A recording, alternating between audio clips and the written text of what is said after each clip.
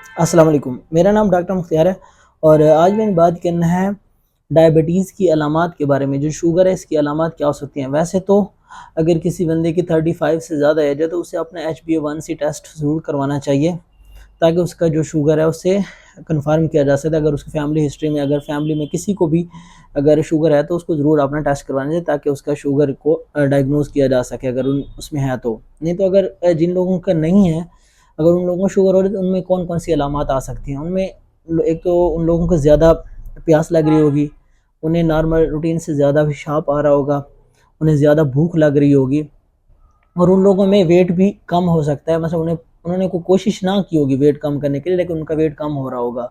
थकावट ज़्यादा हो रही होती है उन लोगों में, उनकी जो स्किन है वो ड्राई हो सकती है।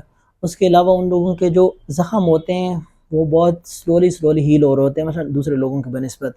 और उन लोगों में नॉर्मल लोगों से ज़्यादा इन्फेक्शंस भी हो सकते हैं क्योंकि इसमें इम्यूनिटी जो है वो आपकी कम हो रही है। तो ये कुछ सिम्टम्स हैं, अगर ये अलामात आ रही हैं तो आपको ज़रूर अपना HbA1c टेस्ट ज़रूर करवाना चाहिए या फास्टिंग ब्लड शुगर लेवल है वो ज़रूर चेक करवाना चाहिए ताकि आपकी जो डायबिटीज़ है वो कन्फर्म हो सके और जितना जल्दी हो सके उतना जल्दी आपका ट्रीटमेंट स्टार्ट किया जाए।